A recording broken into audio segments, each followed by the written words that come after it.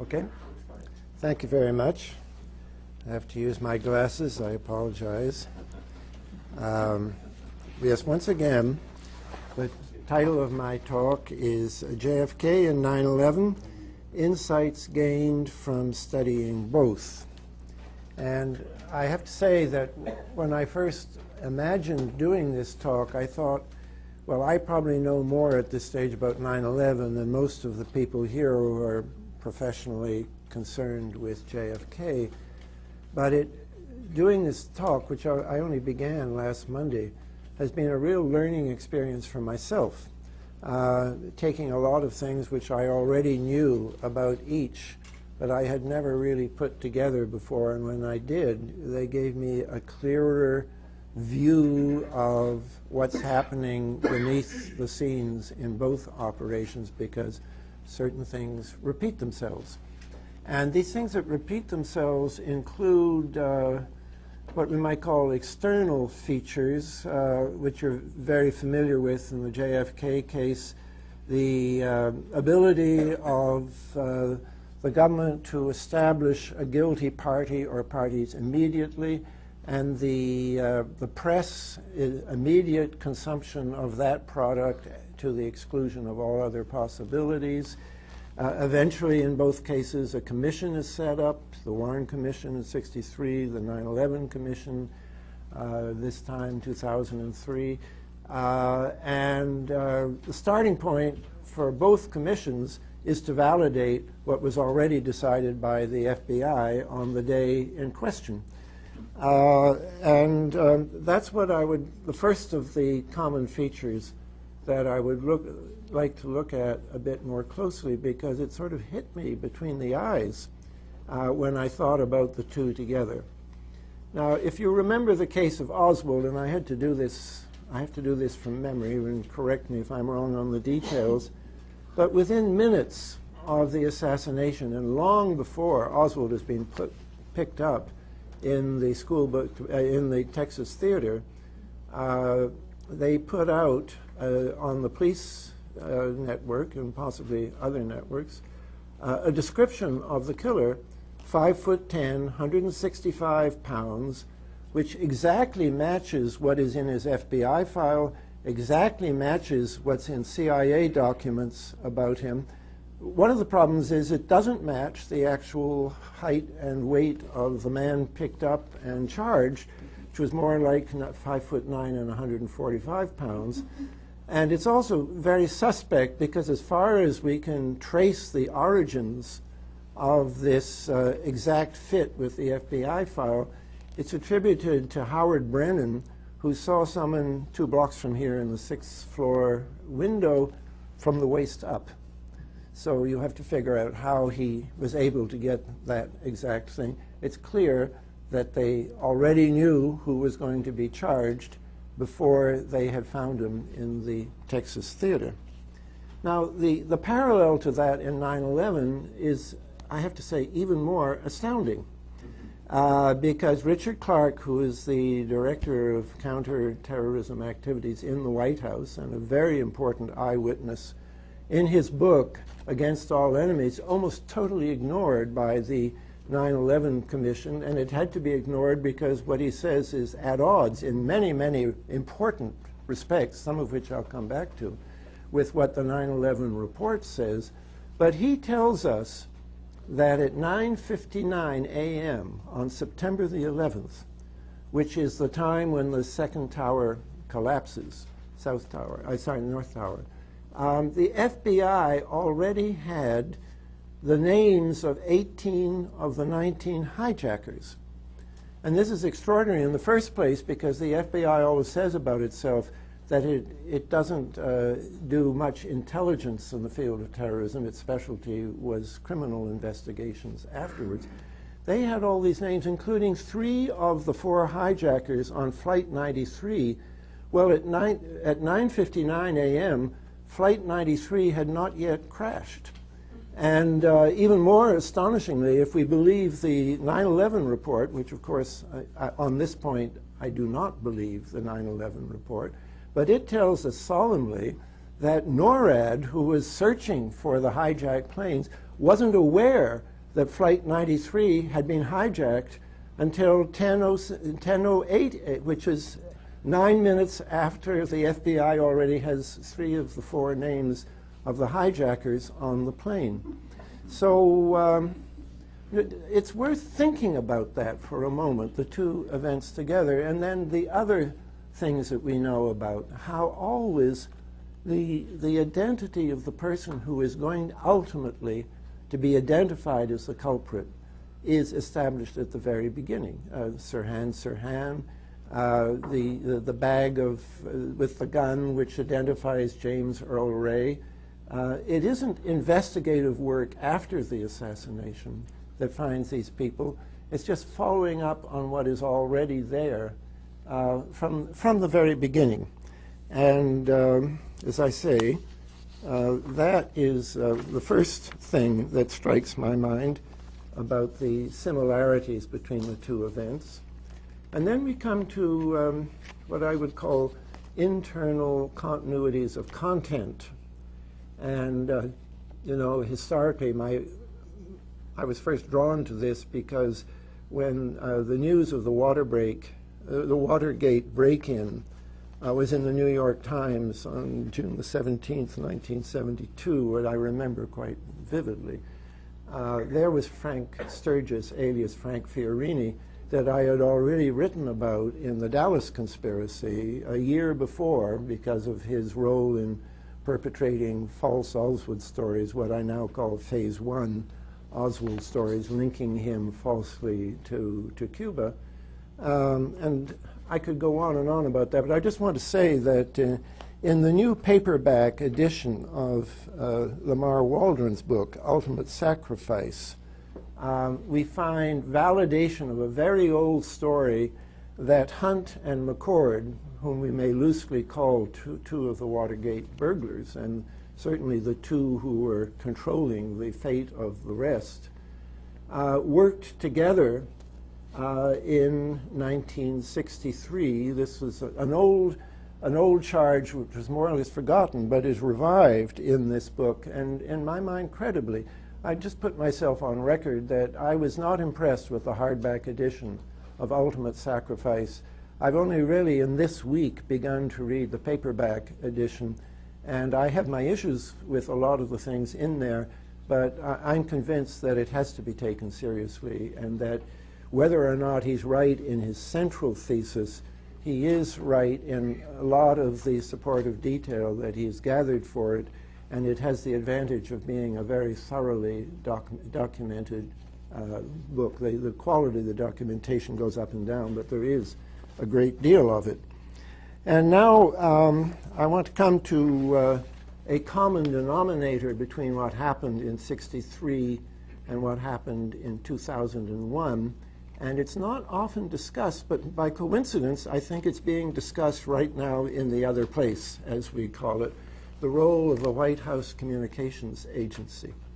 And I wonder, you know, you're all JFK researchers. How many of you have ever asked yourself questions about the role of the WHCA on November 20th, '63? Anybody? Only because you asked. Well, I'm indebted to Rex, who, of course, is administering the website of the Mary Ferrell Foundation. There are a very few documents there, and I'm going to draw on those documents. This is what's so wonderful about the Mary Ferrell Foundation. You never need to go to the National Archives again. You just, a few touches of the finger on your keyboard, and you get these things. It's going to help us with what I consider a very crucial and unresolved question about 9/11, and I'm sorry that I have to telescope so much here. My big question and the focus of my forthcoming book, The Road to 9/11, out of that huge book with 14 chapters, there's only 2 on 9/11 itself, and both of them are looking exclusively, really, or almost exclusively, at what Dick Cheney did between 9 a.m. and 10:39 on that morning, because there are different accounts of it, and interesting, there are different accounts from Dick Cheney himself, incompatible accounts, and it's, I believe, a very important issue because either he was in the bunker, what we call the PEOC, under the White House, when two crucial orders were made, a stand-down order that got all the planes down on the ground, which came out of the bunker, and a shoot-down order to shoot down any remaining hijacked planes, of which at this point there was only one, Flight 93, which of course is the plane which should not have been shot down according to the official version because the passengers were taking care of the problem themselves. And there's no doubt, everybody agrees, including the 9/11 report, that both these orders occurred. And there's no doubt that the first one was at 9:42, and there is great confusion as to whether the second order was around 9:45, which is what Richard Clark says. He says it was before Air Force One took off at 9:54, or whether, as the report says, it was probably around 10:15 a.m., which of course would have been after Flight 93 had already crashed. Now, when did Cheney come into the PEOC? He spoke to Tim Russert on Meet the Press 6 days afterwards, on September 16th, and said that he got there before the plane, if that's what it was, flew into the Pentagon, which was at 9:37. And I believe him on September the 16th.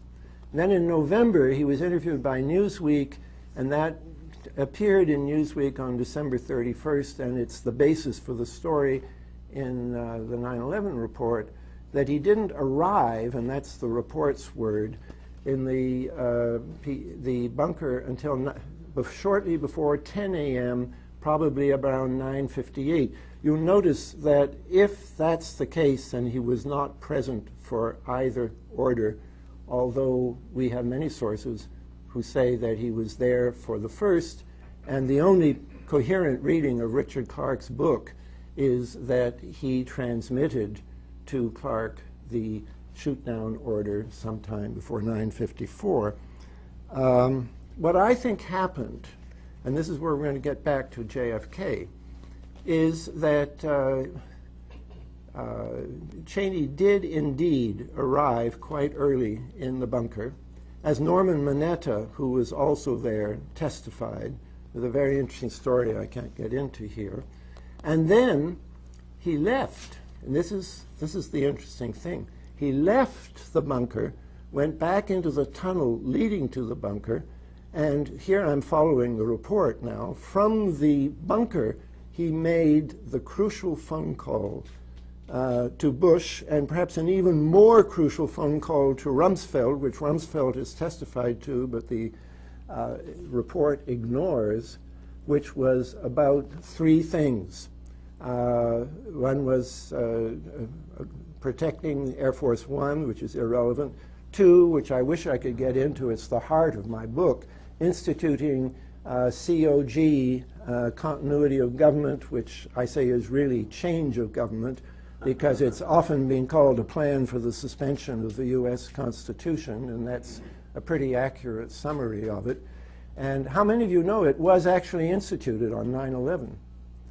That is perhaps one of the most important things that happened on 9/11, and it happened because of this phone call, and there is no record of the phone call. And I think it's pretty obvious there's no record of the phone call because he wasn't in the bunker where people were taking notes and logs were being kept. He went to a back channel from a secure phone somewhere. There's no question. Everybody agrees, including Cheney himself, that he used a secure phone in the tunnel to make this call. Now, this could be resolved by going to the records of the White House Communications Agency. They kept logs, the Secret Service kept logs, and we have logs from that day which record a trivial phone call at 9:15 a.m. and another trivial phone call at 10:15 a.m. But Thomas Keane, the chairman of the commission, complained publicly that the logs were not complete. We have the equivalent of an 18-minute gap, which some of you will remember from the Watergate investigation. The Commission does not present any records from the logs for the time of the phone call, either because they never saw them, possibly because the logs had been massaged and cleansed and purged before they got to them, possibly because the Commission purged them themselves, or, and this is what I believe, and I think we should think about very seriously, because the phone in the tunnel was in essentially a back channel for which the normal logs were not kept, possibly because it was of a higher classification because it involved continuity of government. And one of the things that I would press for is for Congress to, when we start suing for the records that don't get released in 2009, to get released all of the documents in this period pertaining to COG, which I believe will tell us about warrantless wiretapping, about building of detention camps for large numbers of undesirable people like us, and so on and so on. I think this is a very important topic. Let me see where I am in my notes here. Anyway, so because I noticed this gap, first of all, I had a researcher contact the press officer of the WHCA, and they very helpfully said, well, put in a FOIA request. Well, the poor old ARRB wasn't able to spring significant documents from the WHCA, so I didn't bother to try on my own. I did go, however, to their website, and what I read there was, and this is a direct quote now, WHCA was also a key player in documenting the assassination of President Kennedy. Well, this struck me as extremely interesting because I don't know who they documented it before, but I can tell you on the basis of my research, they didn't document it for the Warren Commission because the Warren Commission never got their records. And neither did the ARRB. And there is actually a section of the ARRB report where they say, and I think they were much too limited in your curiosity, but it came to their attention that phone calls out of Air Force One flying back to Washington were in, of all places, the LBJ library. Well, they figured, well, if they're in the LBJ library, then we should get them for the whole set released. And their report says, well, we can't locate any records. What they should really have asked for, I think, and this really, I believe, would have documented the JFK assassination, were WHCA records before the shots were fired, leading up to the moment that the shots were fired. And as I said, they only requested records from Air Force One, which is to say sometime after. However, a few documents were released, and this is the beauty of the Mary Farrell Foundation. You can read them, and what we read there is remarkably resonant with what I discovered with respect to 9/11, which was that in the post-shooting period, the regular switchboard in Washington was out of touch with Dallas.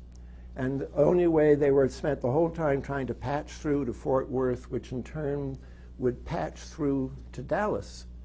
But at the same time, they set up a back channel, just like what I was talking about 9/11. They set up a back channel in the hospital at Parkland with the Secret Service. And this is what really gets me interested, because in 9/11, I became fascinated that the WHCA channel was in effect the Secret Service channel, and the Secret Service knew everything that was happening on 9/11 immediately, including what was ever on the screens at FAA or NORAD. That information was going directly and immediately to the Secret Service, and therefore, of course, to Cheney, who had a Secret Service agent with him. That, I think, will turn out, I make this prediction, that will, if we ever get to the next layer of what happened on that day, we will become extremely interested in that Secret Service network, identical with the White House Communication Agency, and, as I say, involving two levels, a regular set of communications and a back channel where the significant action is happening.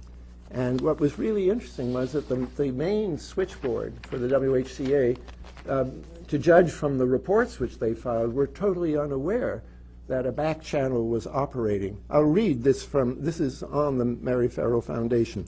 Direct communication set up immediately, direct, between agent directly outside of emergency room, that's at Parkland, and Mr. Bain, the special agent in charge of the White House Secret Service detail. So it wasn't even a back channel back to the WHCA. It was to the head of the Secret Service detail in his office in Washington, which became the Washington Command Post and Clearinghouse. Now, what do we know about what's happening in that command post on that day? Almost nothing. But what I learned from 9/11 is that is where we should look to learn more about JFK.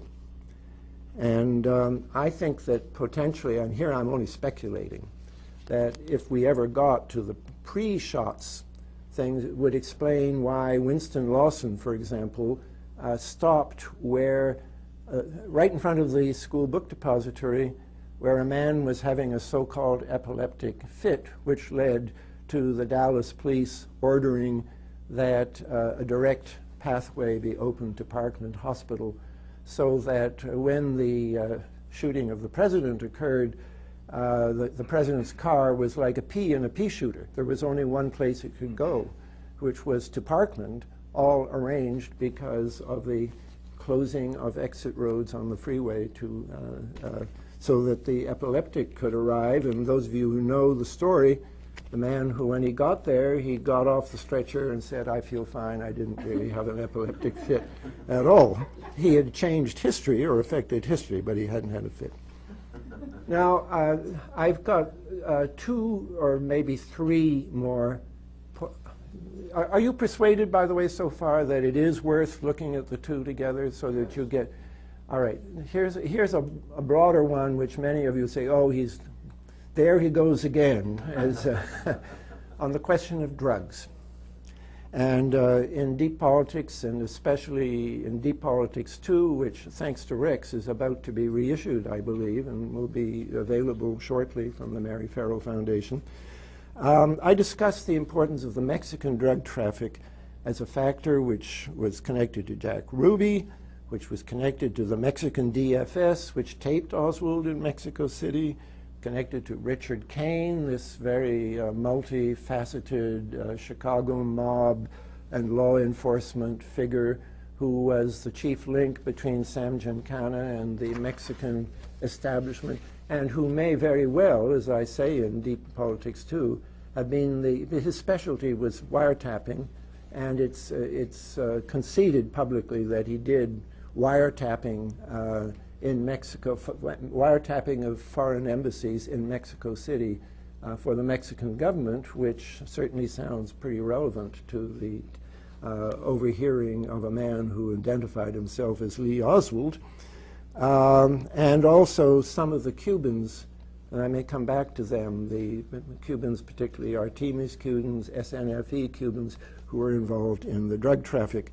And at that point I first wrote this, I had not yet looked at the new version of Ultimate Sacrifice and realized that the Mexican drug connection is, if anything, even more important in Waldron's book than it is in mine, which perhaps explains my new partiality to want to take that book seriously. And he brings in people like, for example, the French connection, and whoever he was, René Sweat or Mertz, who was the CIA later reported in Dealey Plaza or in Dallas on November 22nd, 1963. He ties those people to Marcello and to Trafficante and to Roselli, And there are more people. I mean, I could give the rest of the talk just on that theme, but I won't. Now, just to position the current position of the George W. Bush administration, what they feel about drug traffickers. I don't know, how many of you are following the case of Luis Posada Carriles, who was, nobody denies he's a terrorist. He boasted that he was a terrorist. He is not quite admitting to having blown up a Cuban airliner in 1976, but he is very proud of having arranged raids on Cuban resorts in 1998, which resulted in the death of a tourist. He actually had interviews with an American journalist to try and draw publicity to this fact, because he said, what's the point of killing tourists if nobody knows the tourist traffic is going to continue? And then, of course, he was ultimately picked up for trying to assassinate Castro in Panama in the year 2000. Well, we know how tolerant the Reagan-Bush 1 administration was towards him, because Bush Sr. arranged for Felix Rodriguez to be running the Ilopango base in El Salvador, and Rodriguez turned around and gave a job to Luis Posada Carriles, who was still wanted for these crimes but was now on the run.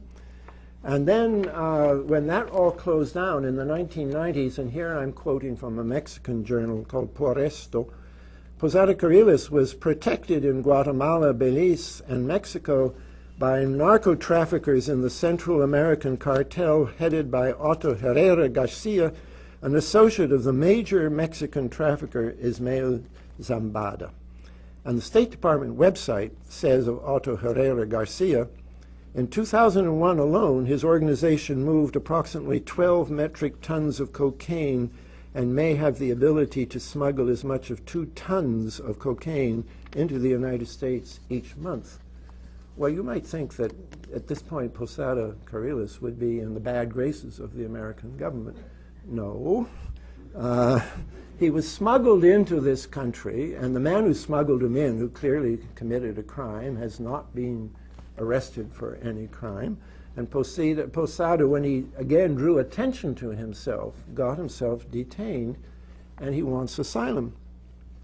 And I think he's going to get it, because the U.S. government has either to extradite him, which I guarantee they won't do, or prosecute him or release him. And in fact, at this point, the clock is ticking. They have 3 months or less now to decide what to do with him.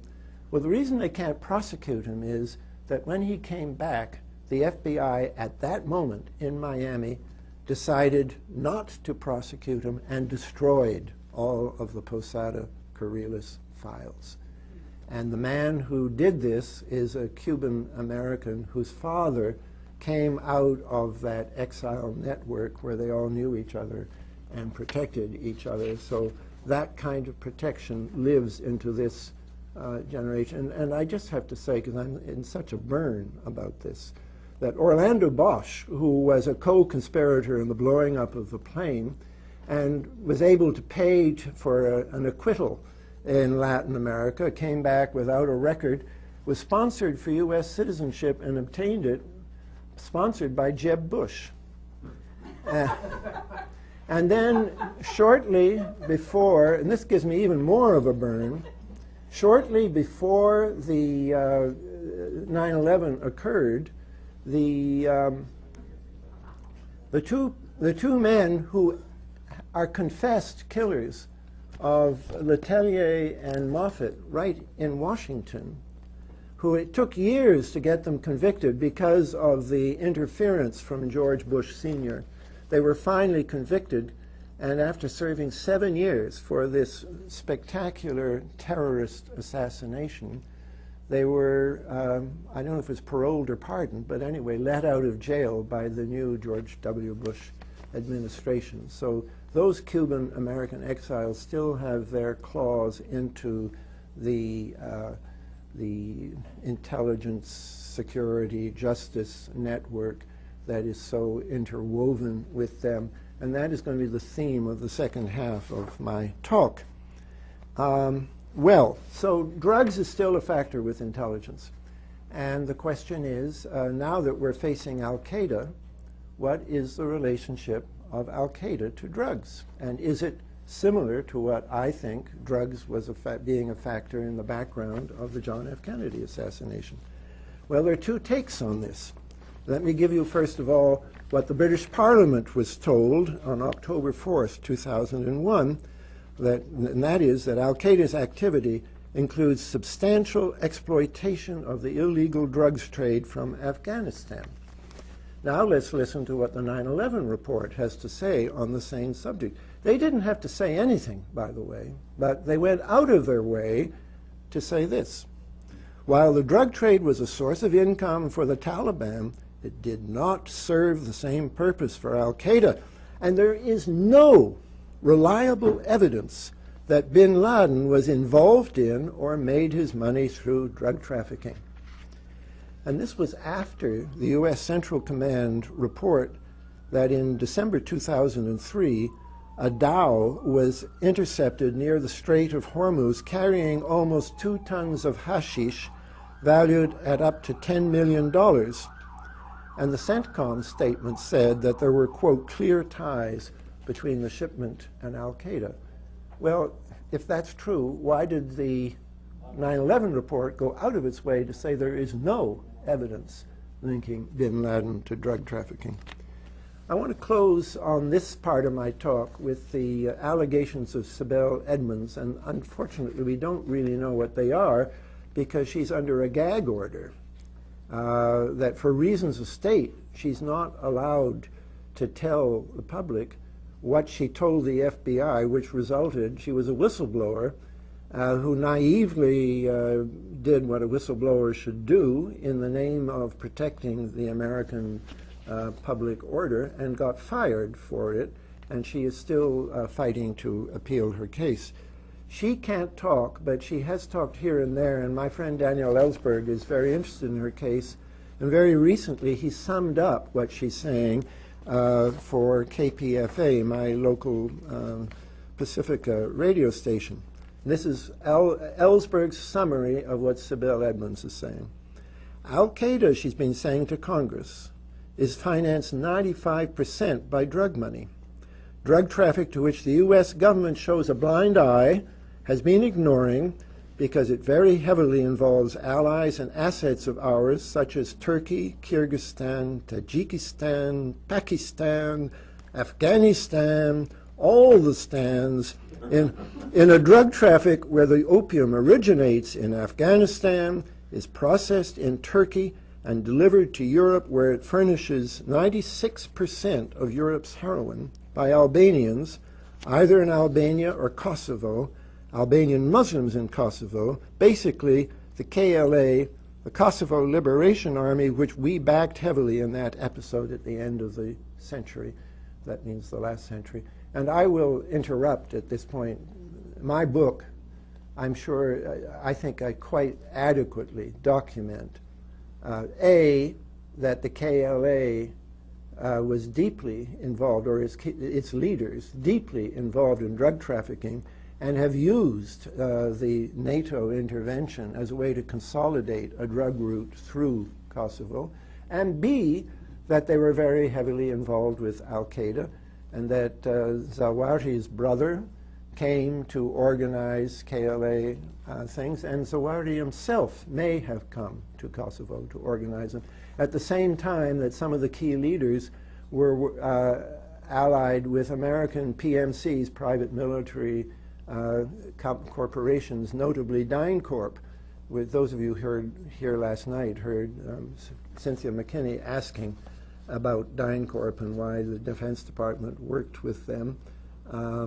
There are war crimes attributable to KLA leaders who, in Croatia, when they were working hand in glove with DynCorp. And then Dan goes on to say, and I'm cutting out a great deal that's relevant, Sibel says that suitcases of cash have been delivered to the Speaker of the House, Dennis Hastert, at his home near Chicago from Turkish sources, knowing that a lot of that is drug money. Well, these are very serious charges, and they aired to some extent in Vanity Fair. And they're so important that, of course, the media, predictably, ignored them. And I'm drawing attention to what she said now, not because I consider that what she's saying has been proven, but because I believe these charges are very serious and not just pertinent to 9/11 alone, but to the whole fabric of how this country is run. And I consider this a top priority for testing the honesty and credibility of the new Democratic leadership in Congress. Will they pursue these matters? And I hope that by hook or by crook you will try and put pressure on the new Democratic Congress to deal with these matters so that we get a proper investigation of them for the first time. And I just close this section by saying that whatever the details and whatever the extent of the situation she's describing, and it's not just her, by the way. There was another witness, Indira Singh, who was talking at a 9/11 conference up in Canada, and she said, I'm not going to go into the drug aspects of things because I was told that would be the death of me if I went into that. But this is a woman who has nothing to do with Sibel Edmonds, but alluded to the same problem in the background of 9/11. And we need to know more about that, and I suspect that whatever the situation is, it's something which goes back at least as far as 1963 and would then explain the same background for the Kennedy assassination. The most important thing I want to, this is all preliminary stuff. Now I get to the real stuff. Double agents. In Deep Politics, I explored at some length the possibility that Lee Harvey Oswald was, as Sylvia Odio had heard, a possible, and this is a quote, double agent trying to infiltrate the Dallas Cuban refugee group. And I went back and looked in what I had to say about this in Deep Politics, and I must say, in the light of 9/11, it blew my mind. I'm going to read from my own book, something I'd forgotten. The preceding chapter considered the possibility that Oswald associated with anti-Kennedy Cubans in order to investigate them on behalf of a federal agency.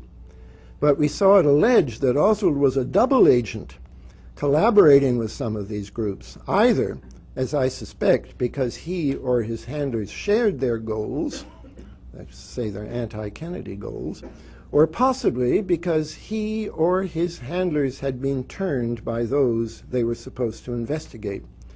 Such a possibility was particularly likely with targets like Alpha 66, about which the government itself was conflicted, of two minds. And if you remember that Alpha 66 in early 1963 conducted a series of raids, not just against Cuba, but against Soviet ships in Cuba. It was obviously trying to shipwreck the U.S.-Soviet understanding on Cuba, and really, in a sense, was trying to torpedo the whole Kennedy policy of détente with the Soviet Union. And so there is no ambiguity about the total disapproval of the Justice Department, which cracked down on them and made a public announcement that they had to cease, and the continuing support from the CIA. Now, Waldron says David Phillips. I don't know that there's really evidence that David Phillips, he had an Alpha 66 connection at some point. I don't know that he was running those things, but it was certainly a group that was close to Phillips and, may I add, extremely important in this book, the paperback edition of Ultimate Sacrifice. Let me read one more paragraph from Deep Politics. Here it is relevant that Alpha 66, although anti-Kennedy, was being used operationally by military intelligence. There are signs, albeit complex and inconclusive, that Oswald's strange and self-incriminating behavior in New Orleans and Dallas was staged to be documented in the secret files of military intelligence. And here I'll summarize this very briefly. I go into the way he volunteers, he asks for an FBI agent. This is an experiment we could all think. If he get ourselves arrested for an FBI, for a misdemeanor, and then say, we'd like the FBI to come and interview us, which is what Oswald said. How many of us are going to get an FBI agent to come down on a Saturday morning and talk to us? Well, anyway, Oswald had no problem in doing this. He then later talked to somebody in the police, and in both times he was talking about A.J. Heidel, and in both cases that information ended up somehow via the FBI agent with Army intelligence, via the police captain Martello with naval intelligence. So Oswald was enriching the files on himself in a way which would lead to his death in Dallas in November 1963. Well, what is so arresting about the connection here to 9/11 is I'm going to talk about another double agent, unmistakably, and a very important one, Ali Mohammed. How many people have heard of the name of Ali Mohammed before today?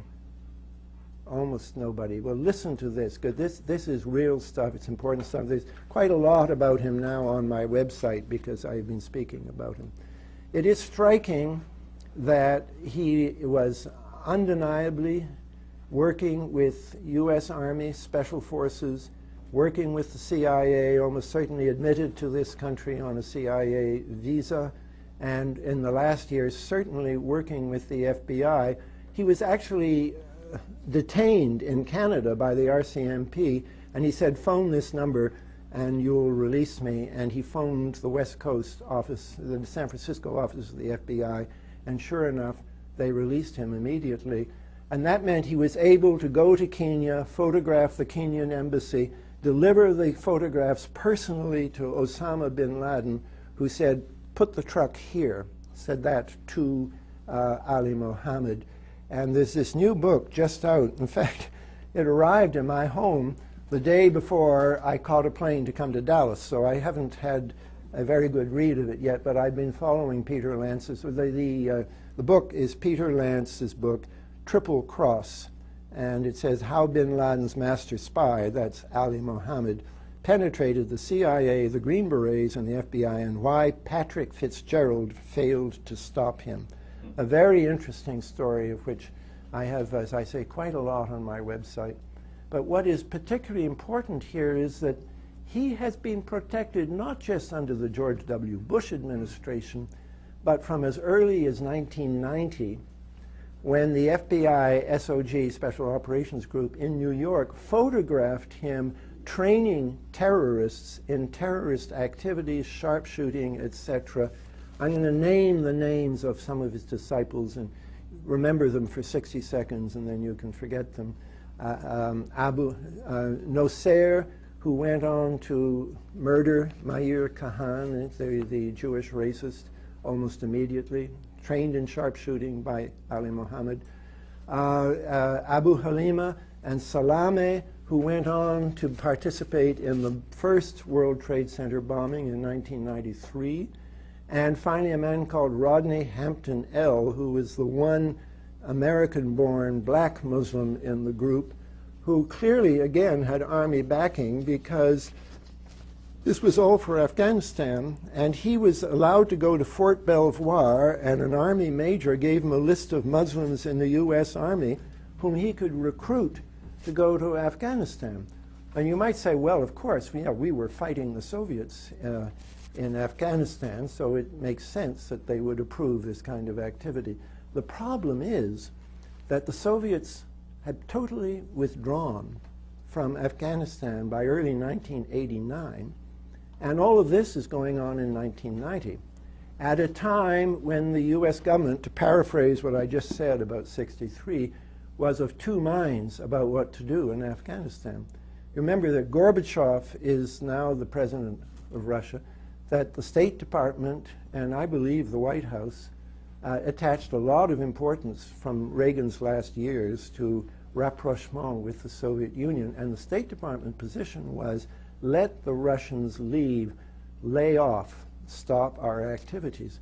The man they left in charge of Kabul, I think his name is Burhanuddin Rabbani, he said publicly, You may not like me in the West, but I'm the best you're going to get. And if you get rid of me, you're going to end up with a government of drug traffickers, which is essentially what we now have de facto in Afghanistan. And his prediction was entirely correct.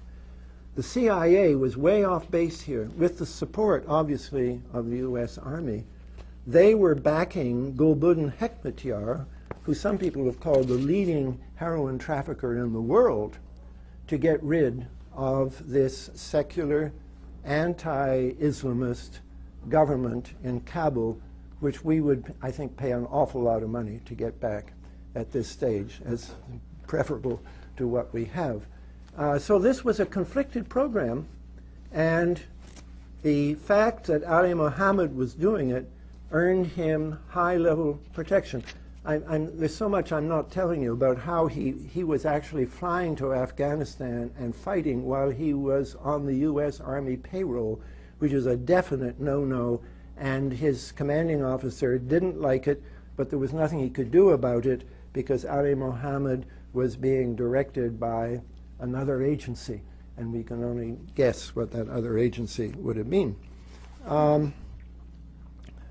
Anyway, a new book by Peter Lance confirms that Ali Mohammed, one of al-Qaeda's top trainers in terrorism, yes, top trainers in terrorism, including top training in hijacking, how to bring on box cutters, where to sit in the plane.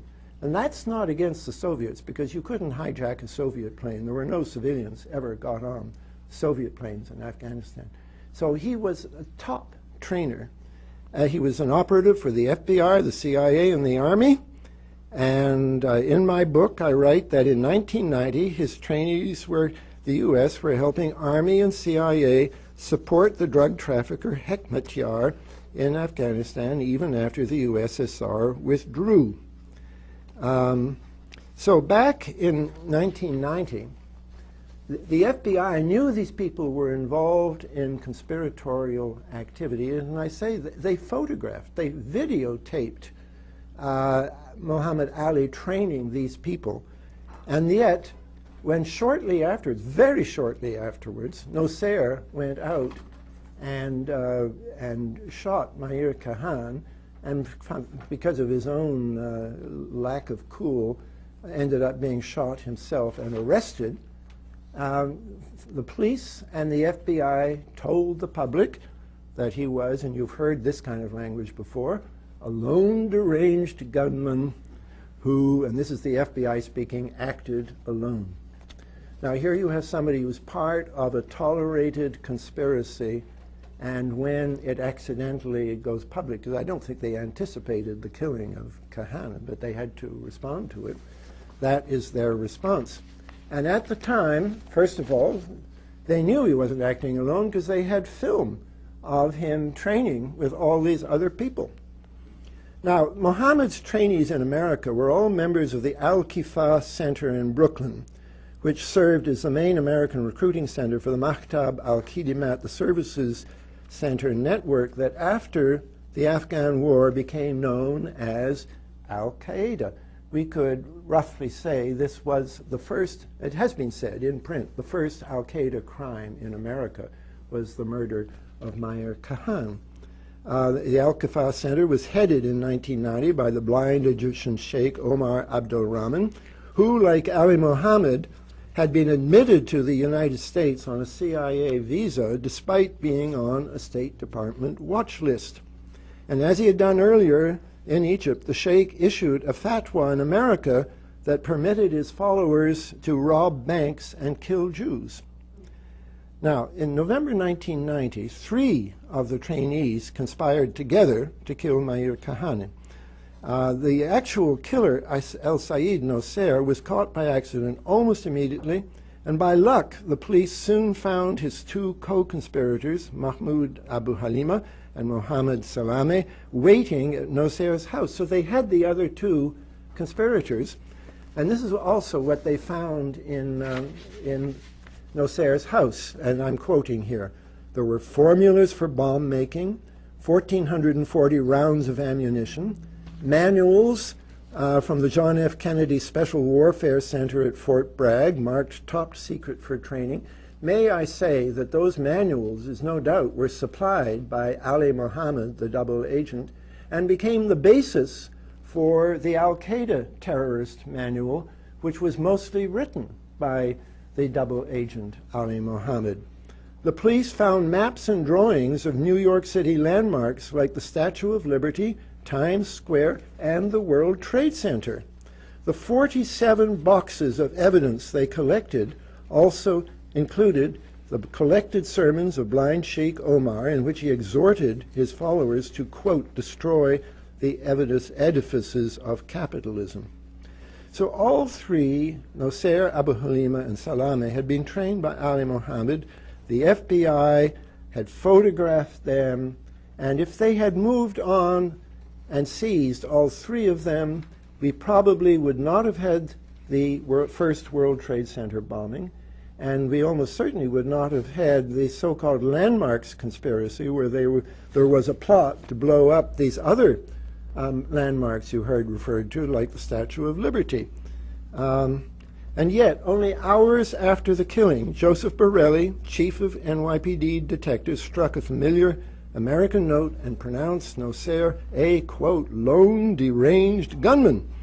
And sometime later, he actually told the press, and this is the real giveaway, there was nothing at Nosair's house, nothing at Nosair's house that would stir your imagination. Nothing has transpired that changes our opinion that he acted alone. So that if 47 boxes of incriminating evidence is remembered by this man as nothing, it's either that he has an astonishingly bad memory, or that this is how the U.S. Law enforcement system treats people who are marginally attached to intelligence operations, covert operations, even controversial operations which are opposed by major elements of the U.S. government. Now, Borelli himself was not acting alone in this matter. His position was also that of the FBI, who said they too believed, quote, that Mr. Nosair had acted alone in shooting Rabbi Kahane. And then there's another FBI agent. The bottom line is that we can't connect anyone else to the Kahane shooting, an FBI agent said.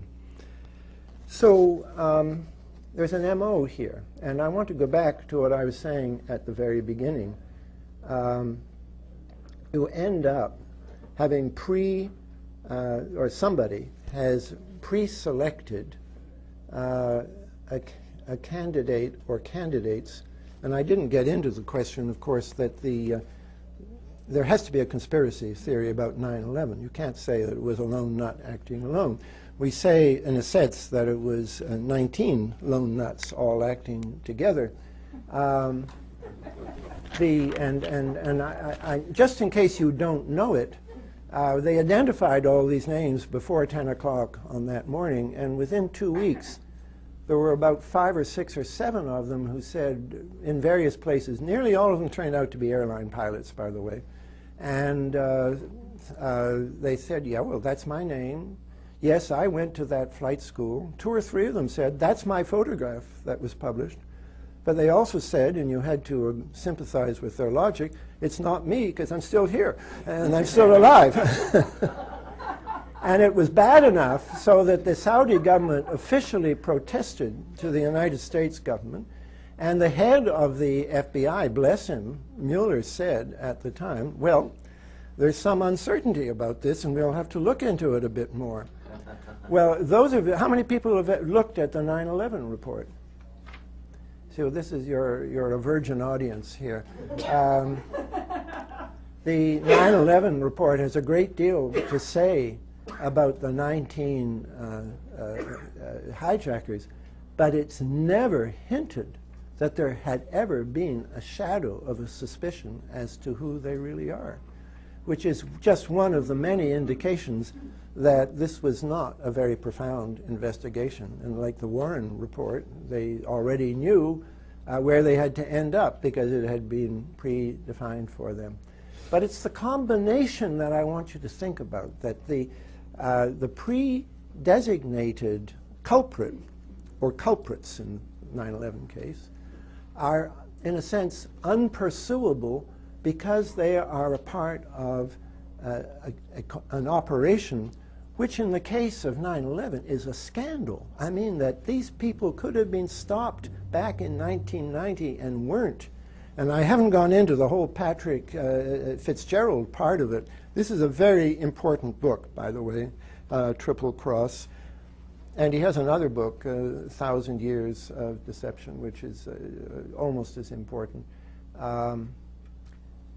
My final words are words that I have said, I think, on many occasions, apropos of many subjects, that when we look at something like the JFK assassination, or we look at something like 9/11, or the two of them together, or we throw in, shall we say, Iran-Contra, or the shooting of Letellier, we're looking at meta-events, different events which, unlike most events, are not treated normally in the U.S. press, but become what John was calling this morning hidden history, and they're reserved for a special kind of treatment, and that implies, among other things, a special kind of audience, the people like here, who, because we stumbled on it somewhere, in this case JFK, we're open to the fact that it happens elsewhere. And as I said in many cases, and I said at the beginning, and it's my final words to you, to understand any of these events in real depth, you've got to go beyond bullet angles in Dealey Plaza and films of that from the place, and look at what is ongoing in this country. And I'll remind you again of the possible involvement of the drug traffic, and to get to any kind of level where we can cope and deal with these kind of problems in our country, we have to see the continuity and deal with it at every time it surfaces. Because if we don't deal with it this time, and we probably won't, it will surface again. Thank you very much.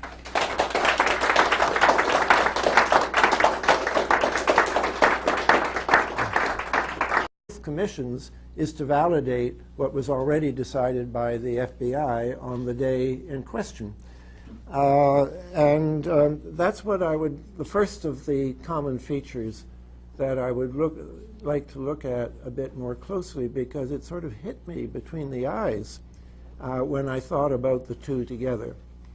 Now, if you remember the case of Oswald, and I have to do this from memory, and correct me if I'm wrong on the details, but within minutes of the assassination, and long before Oswald has been picked up in the in the Texas theater, they put out on the police network and possibly other networks a description of the killer, 5'10", 165 pounds, which exactly matches what is in his FBI file, exactly matches what's in CIA documents about him.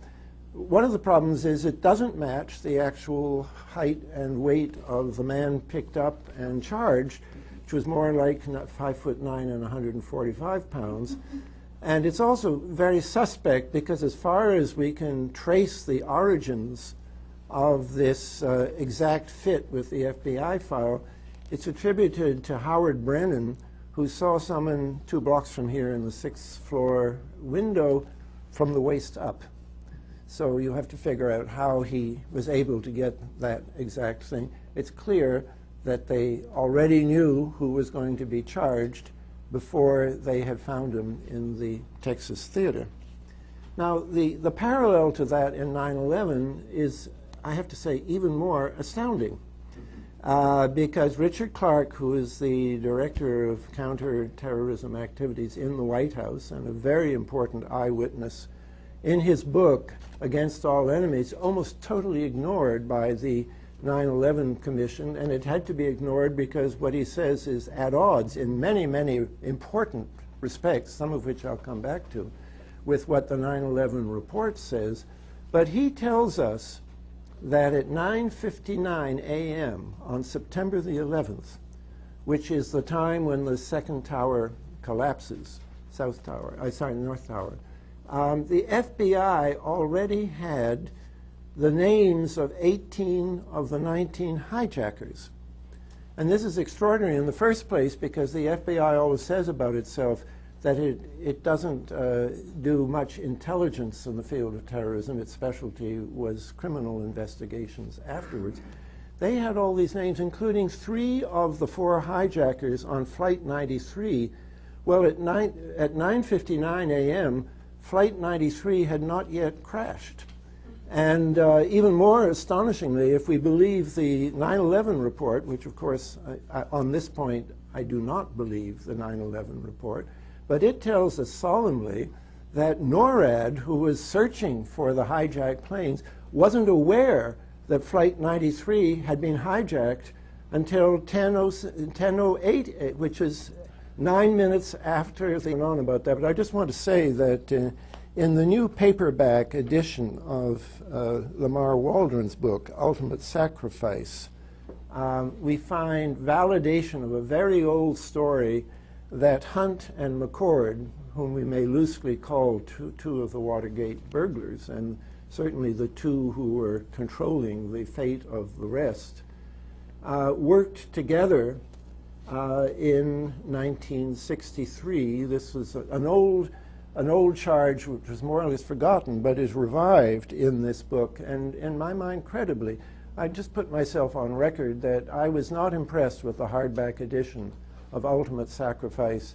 I've only really in this week begun to read the paperback edition, and I have my issues with a lot of the things in there, but I'm convinced that it has to be taken seriously, and that whether or not he's right in his central thesis, he is right in a lot of the supportive detail that he's gathered for it, and it has the advantage of being a very thoroughly documented book. The quality of the documentation goes up and down, but there is a great deal of it. And now I want to come to a common denominator between what happened in '63 and what happened in 2001. And it's not often discussed, but by coincidence, I think it's being discussed right now in the other place, as we call it, the role of the White House Communications Agency. And I wonder, you know, you're all JFK researchers. How many of you have ever... Okay? Thank you very much. I have to use my glasses. I apologize. Yes, once again, the title of my talk is JFK and 9/11, Insights Gained from Studying Both. And I have to say that when I first imagined doing this talk, I thought, well, I probably know more at this stage about 9/11 than most of the people here who are professionally concerned with JFK. But doing this talk, which I only began last Monday, has been a real learning experience for myself, taking a lot of things which I already knew about each, but I had never really put together before, and when I did, they gave me a clearer view of what's happening beneath the scenes in both operations, because certain things repeat themselves. And these things that repeat themselves include what we might call external features, which you're very familiar with in the JFK case, the ability of the government to establish a guilty party or parties immediately, and the press immediate consumption of that product to the exclusion of all other possibilities. Eventually, in both cases, a commission is set up, the Warren Commission in '63, the 9/11 Commission, this time 2003. And the starting point for both, the FBI already has 3 of the 4 names of the hijackers on the plane. So it's worth thinking about that for a moment, the 2 events together, and then the other things that we know about, how always the identity of the person who is going ultimately to be identified as the culprit is established at the very beginning. Sirhan, the bag with the gun which identifies James Earl Ray. It isn't investigative work after the assassination that finds these people. It's just following up on what is already there from the very beginning. And as I say, that is the first thing that strikes my mind about the similarities between the two events. And then we come to what I would call internal continuities of content. And, you know, historically, I was first drawn to this because when the news of the Watergate break-in was in the New York Times on June the 17th, 1972, what I remember quite vividly, there was Frank Sturgis, alias Frank Fiorini, that I had already written about in the Dallas conspiracy a year before because of his role in perpetrating false Oswald stories, what I now call Phase 1 Oswald stories, linking him falsely to Cuba. And I could go on